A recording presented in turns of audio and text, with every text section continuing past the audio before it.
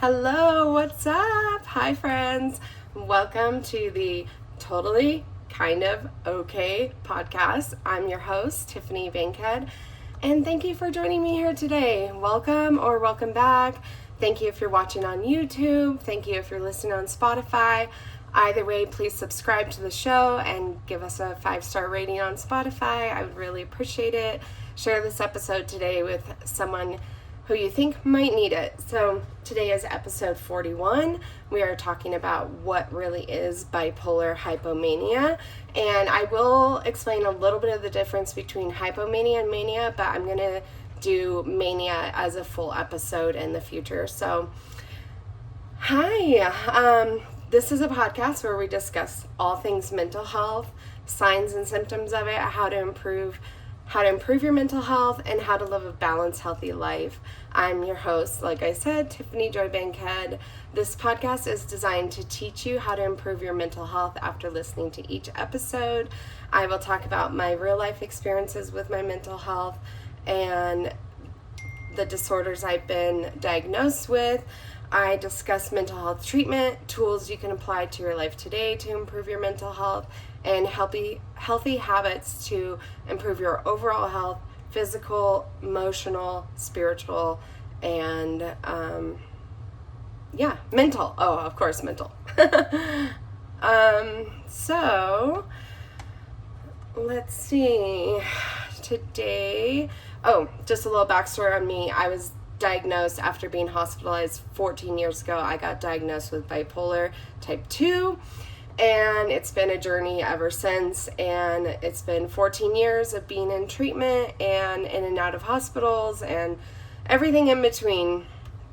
So I am sharing my experience, and I hope that it helps you as well if you've been in a similar situation, or if you know somebody that might be struggling. Today's episode about bipolar hypomania, it's about what it really is, how to recognize the signs and symptoms of it. Often hypomania can happen during the summer, which it's summer right now, it's June 27th. So things are more exciting, there's more sunlight, and that's when bipolar hypomania or mania tend to kick in for people, because bipolar is like a cyclical illness, so it goes in cycles. So you cycle between mania or hypomania and depression, and it can depend on the time of year, or it could depend on nothing. It could be situational, or it could just be a chemical imbalance. Just depending, hypomania can come on out of nowhere. There could be no reason for it. We start every episode with an affirmation. So I'm going to tell you what the affirmation is, and then we're going to repeat it 3 times. The affirmation today is, I'm going to be okay even when I'm not feeling okay. Let's say that 3 times. I'm going to be okay even when I'm not feeling okay. I'm going to be okay even when I'm not feeling okay. I'm going to be okay even when I'm not feeling okay. Okay, so let's get into the symptoms. Just a disclaimer, so hypomania or mania can be drug-induced. If you are doing specifically psychedelics and uppers, or a combination of both, they can be extremely detrimental to your brain chemistry. And even if you don't have bipolar, you could fall into hypomania or mania because of drugs. But today we're not talking about that. Although the symptoms are similar, today we're talking about hypomania as part of bipolar disorder. And okay, so let me just get this set here. Okay. So the first symptom of hypomania is that it needs to last at least 3 to 4 consecutive days. Now, it can be longer, it can be a week, 2 weeks. Usually it's not. For hypomania, usually if it's not longer than a couple weeks, but that doesn't mean that you just write it out. You need to get treatment right away if you're experiencing these symptoms. And the symptoms need to be present, like I said, for 3 or 4 days, at least all day long or almost nearly the whole day. Bipolar type 1 mania has to be at least a week. So that's one difference between hypomania and mania. Hypomania can be a few days, whereas mania is at least a week or longer. And hypomania is less severe than mania. It can follow a manic episode. So you might have mania and be manic, and then as that goes on, like maybe a couple weeks, maybe after that period, you're hypomanic. So you kind of come down a little bit, but not fully. Okay, so I just want to share real quick. Recently I experienced somebody in my life going through hypomania or mania. I think it was more mania because it was lasting longer and they weren't sleeping like at all. I'll get to that in a second, but I've experienced it myself multiple times. I've gone through hypomania. I don't even know how many. I can't count because it's been so many times in the past like 20 years that I've had bipolar. But it was really like a good reminder and like good insight for me when I saw this person in my life experiencing mania. And it reminded me, okay, I need to take care of myself.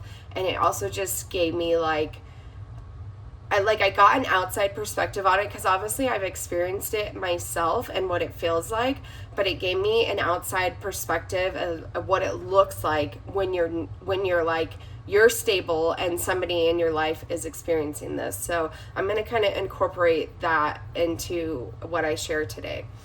The first symptom, besides the lasting 3 to 4 days, is that there's rapid, slurred, or incomprehensive speech. So this is a big one because it's kind of like how the mania is expressing itself, or the hypomania, because your thoughts are moving faster, and so you start speaking really rapidly, but what you're saying might not make sense. Like you're putting like two sentences together, put like two parts of sentences together, or like phrases, or like you say random things that are out of nowhere and don't make any sense. And often that's because you're delusional. And also this can exhibit as just talking really excessively, especially if the person is not like a big talker to start with.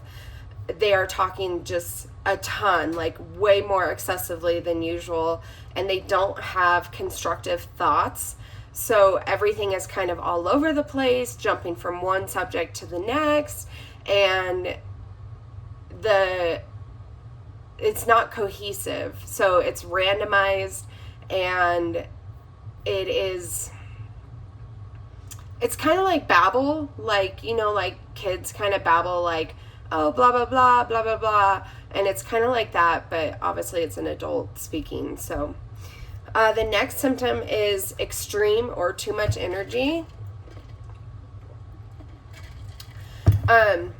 Extreme energy. So if you've ever done a upper, like a stimulus, even caffeine is a stimulus. So if you've ever taken a stimulus, whether that's an illegal drug or just caffeine or something else, whatever, you get a lot of energy. Well, when you have hypomania, that energy is like way off the scale, and it doesn't make sense because you're not sleeping. So it's like, why do you have this much energy?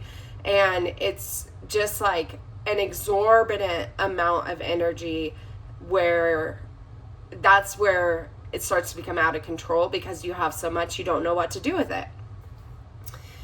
Then the next symptom, like I said, is not sleeping very much. So with hypomania, you can sleep like a little bit. Usually you'll sleep like 5 or less hours per night. Sometimes with hypomania, you won't sleep at all per night. Sometimes you'll sleep like a few hours. But either way, whether you're not sleeping or only sleeping a few hours a night, you're going to have that excessive energy that doesn't make sense, because your body shouldn't have that much energy because your body's tired from not sleeping. And you don't feel tired due to the lack of sleep. The next symptom is elevated or increased anxiety. If you are already prone to anxiety, this might mean you get extreme anxiety that is overwhelming.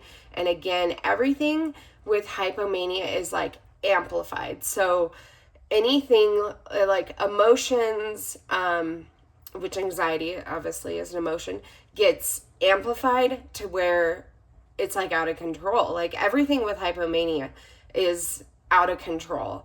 And not only to yourself, when you're experiencing hypomania, you feel that like, you feel great, but you feel like, wow, like nothing is in my, like what I'm doing, like I'm not thinking about what I'm doing before I'm doing it. I'm just doing it very impulsive.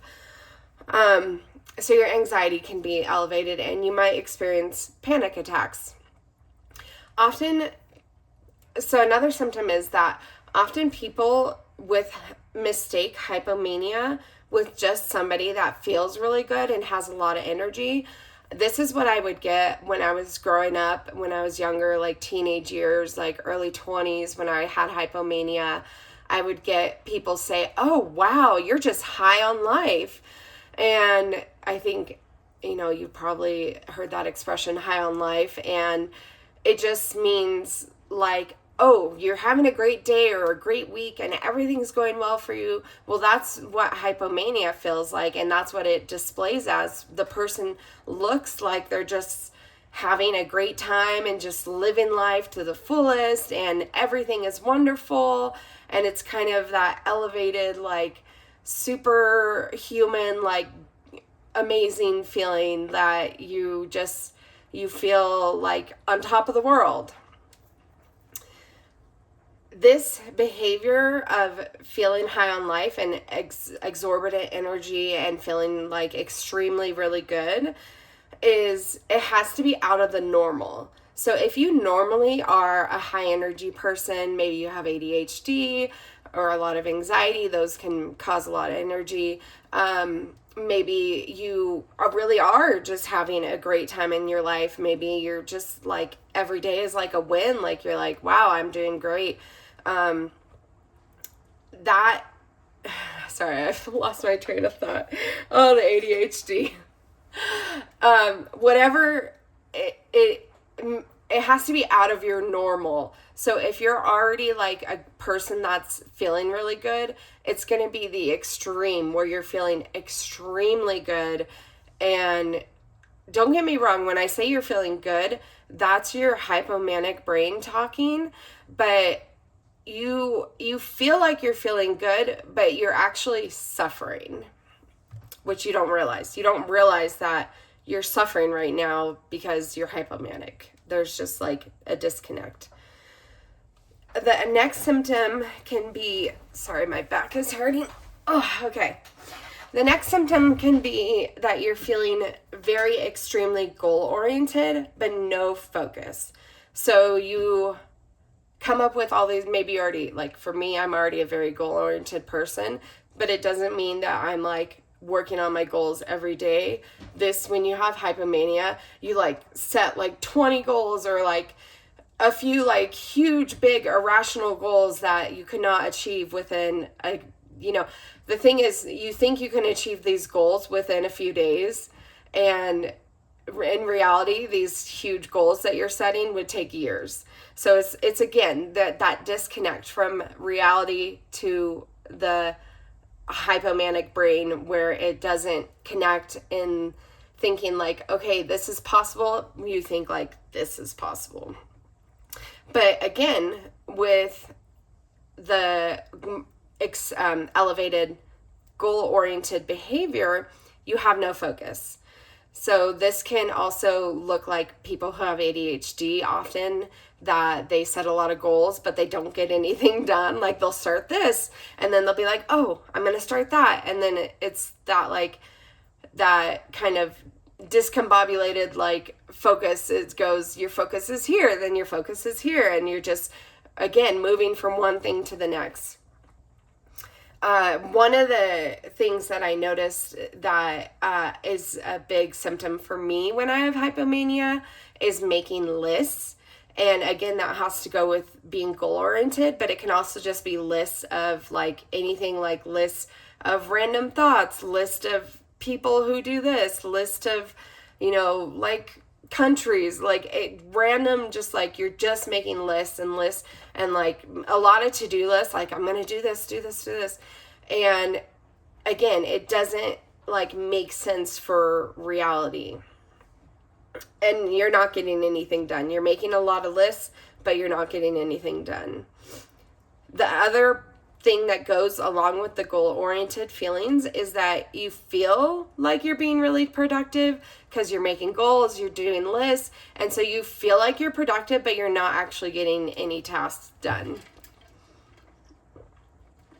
And again, I just want to point out that this could also be from ADHD. So, okay, how do I explain this?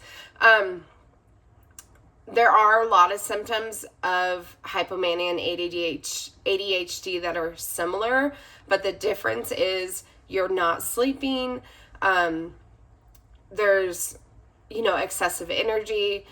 It's got to be out of the norm. So anything you think, like, if, like, for me personally, I have ADHD, so I know what my symptoms of that are. And when it's beyond what it normally is, that's when I know, okay, maybe I'm hypomanic because I am experiencing way more of this certain symptom or behavior than I normally do. I already said this, but the other symptom is you jump from one thing to the next very rapidly. Another symptom is you feel overly excited or extreme humor. So you feel like when someone says a joke, you're like overly exaggerated, like, ha ha, oh my gosh, like, because it's so hilarious, even though it could be a dumb joke or like not that funny, and you're just like, oh my gosh, like everything just feels exciting, everything, it feels great. And again, that goes to like the being on top of the world kind of sensation. And the thing is, okay, I want to get through my other symptoms first. Another symptom could be excessive shopping sprees, where you're like maxing out credit cards or tapping into savings, and you're just going on way excessive shopping sprees, like hundreds, maybe thousands of dollars. I will say, like, for hypomania, the shopping sprees will probably be like hundreds of dollars, but with mania, you might just fully drain your bank account and your savings and go on excessive shopping sprees. This could also be excessive gambling. So you are, gambling a lot more money. Anything that's kind of extreme behavior can be hypomania. Again, erratic behavior out of what you would normally do. So the person in my life that I experienced this with, they were acting very erratically, like yelling, like they weren't normally a yeller. They were yelling, screaming. They were journaling like crazy. So when I say like crazy is a general, like, I know crazy can be an insult or whatever, but when you have hypomania or mania, you literally are crazy, because I think, and I don't necessarily think you should call someone crazy, but I don't know what the definition of crazy, I think crazy is doing this, oh no, that's insanity. Doing the same thing over and over again and expecting the same result. Well, craziness is kind of like repetitive, out of the norm, extreme behavior, which is hypomania. So you have erratic behavior. What I also saw, I wanted to go back to this, the journaling. So I talked about making lists, but also people who are hypomanic tend to journal a lot, because writing feels like since your brain isn't connecting the dots, it's not thinking clearly. When you have a thought, you want to write it down so you don't forget it. I don't know if you saw the movie Memento, where he couldn't remember anything, so he put everything on little Post-it notes. And that's kind of like what it is, because when you have a thought, like, you're not going to remember it, so you write it down. And the journaling looks completely incomprehensible. It looks erratic, because it's not like you're writing line by line. It's like I wish I had like a physical example, but it's like you got letters here going this way and letters here going, and a bubble here and a swirl here, and it's just all over the place. It just looks like something just, out of the norm. Like when you're journaling, usually you have thoughts that you put together. But this is just like randomized, just whatever's coming out. And there is no filter. When you have hypomania or mania, there's no filter. What is on your mind is going to come out either in an expression, whether that's anger, or it's going to come out as like rapid speech, overly speaking, elevated, like talking louder than normal. And yeah, I guess, okay, that's what I wanted to say. Sorry, I haven't done a podcast, gosh, it's been 10 months. And if you have listened to my other podcasts, I appreciate you so much. If you're listening to this episode about hypomania, I highly suggest going back to a two-part recent episodes I did. I can't remember which numbers they are, but it says it in the description. It's called How to Be Stable with Bipolar, Part 1 and Part 2. So if you know somebody, or you think maybe you're experiencing, or you have bipolar, you've been diagnosed, those two episodes are really good for how to learn to become stable with bipolar, because it's taken me 14 years to learn to become stable with having bipolar type 2. And it's been a long journey. And so I basically gave you all my best advice and all the tools that I use to maintain stability. So go check those out, please. And thank you if you're coming back. It just means the world to me that you're supportive of this podcast, because my goal is to really reach more people who are struggling with mental health and give them accessible tools and tips and advice that they can utilize to improve their mental health. And so I think the more that people hear about this, the more popular it will be, and hopefully the more people it will help. And that's my ultimate goal. Just a couple more symptoms of hypomania that I want to discuss. The second to last one is new extreme hobby. So you might start skydiving or racing or some crazy kind of skiing, snowboarding. I mean, if you already do those things, that's already part of your personality or your hobbies you like to do. Obviously, that just because you like to do those things doesn't mean you have hypomania. But if you're hypomanic and all of a sudden you've never done these things before, and now you're like, oh, I want to go do this. And that is because you're hypomanic, because you might never have considered doing those things before up until you became manic or hypomanic. The last thing I want to talk about, hold on, sorry. It's really hard to talk for a long time and not drink water. The last symptom is an increased sexual drive. And again, it's out of the norm. So everything here that I'm talking about, if you're thinking oh, maybe I have this, but if that's normal to you, then you're probably not experiencing hypomania. This has to be out of what is normal for you. And the biggest way you can tell really is the sleeping part, because you could be having a great week and experiencing a lot of these things, but you're sleeping 8 hours a night or 7 hours a night or 9 hours a night. And when you're sleeping, if you're sleeping 7 to 8 or more hours per night, you cannot be manic or hypomanic. It's just, it does take a while. You can get sleep and still be manic. but it does take a while for it to, level out. But if you're sleeping consistently 8 hours a night, you're eventually the hypomania is gonna like fall off, like reduce. So increased sexual drive is another symptom.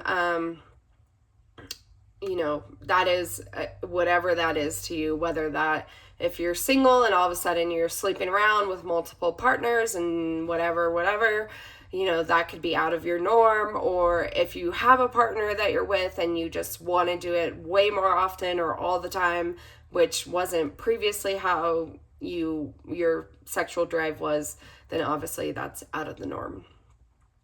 Okay, so real quick before we end this episode, and I'm really excited, I'm going to keep trying to make shorter episodes so you can, for me, I love to listen to hour-long podcasts, but I know the biggest feedback I've gotten is please do shorter episodes. So hopefully you like this because it is going to be a lot shorter episode. But I just want to mention a new course I'm coming out with. It's an online course. It's called Self-Care Online Course, Connected and Confident Self-Care for the Soul.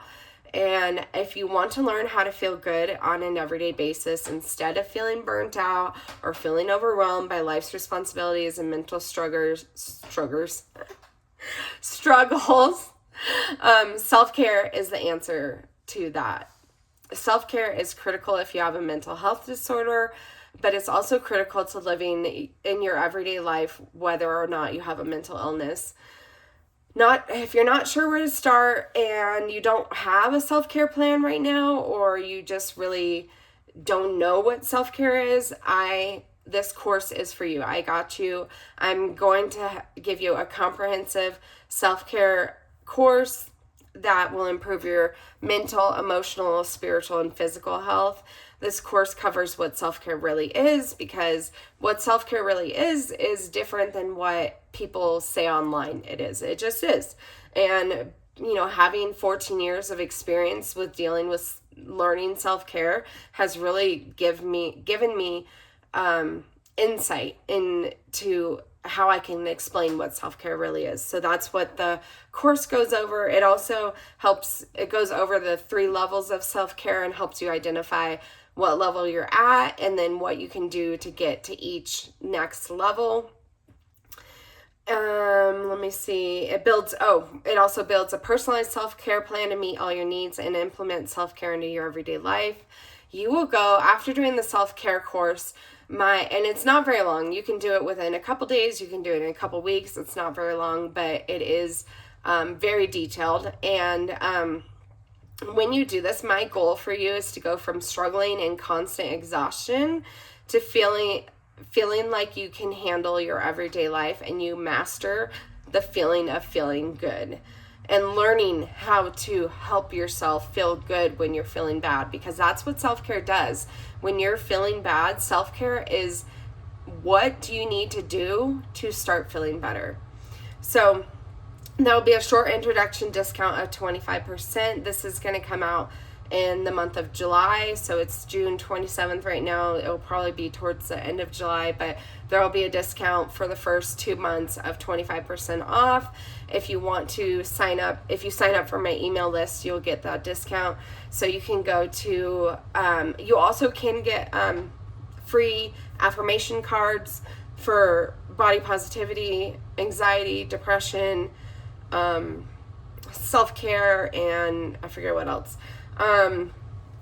But yeah, you can get these free affirmation cards. If you go to the show notes, my website is stan.store/Tiffany Joy Bankhead, and you can get those free cards, and that will sign you up for the email list, which will get you the 25% off. If it's easier for you to just email me, you can email me. It's just Tiff Bankhead, BANKHEAD at gmail.com. Sorry, tiffbankhead@gmail.com, and just put self-care in the subject line, and I'll sign you up for that 25% off. Okay, so we're going to say our affirmation 3 more times. Again, that affirmation is, I'm going to be okay even when I am not feeling okay. Let's say it 3 times. I'm going to be okay even when I am not feeling okay. I am going to be okay even when I am not feeling okay. I am going to be okay even when I am not feeling okay. And thank you so much for listening and staying to the end. I have this quote that I say that mental health recovery is not a straight and easy sprint. It's an ultrathon with highs, lows, and everything in between. And that's just something I kind of came up with. Mental health is not an easy sprint. It's not a straight path. It's like windy, and there's hills, and there's barriers, and there's obstacles, and everything in between. You're gonna struggle, and it's gonna be difficult, but recovery is possible. Recovery is possible for everybody, no matter what stage of life you're in, no matter what illness you have. As long as you start to take care of yourself, again, the self-care course will help you do that and learn tools you need to be stable, which hopefully this podcast will also help you to do. So yeah, just remember, it's not going to be easy, but it will be worth it. And life is about experiencing those highs and lows. So experience life and help yourself get better. Thank you for listening and being a part of this community. I appreciate you so much for supporting this show and helping it grow. Like I said, I want to help more people. I want you to know there are so many good things ahead of you in life. You can achieve your dreams, and you will find happiness and peace. You are worthy as you are, and you have so much value to offer this world and the people around you. I'm so glad you're here and ready to become your happiest and healthiest self. You deserve to feel good about yourself and to be the most fulfilled you can be. I love you. Email the show for requests or on future episodes or feedback. Really anything you can email the show about. If you want to say this sucks, I don't care. You can say that. It's totally kind of okay. I don't know how to do it. Totally kind of okay at gmail.com. And then go follow me on Instagram. It's at Tiffany Joy Bankhead and at totally kind of okay, where you can get updates on the podcast and future episodes and see my beautiful golden retriever and my cute little calico cat, Callie. And I appreciate you. Check out my stories on Instagram for updates and keep coming back. I love you, and I hope you have a wonderful day.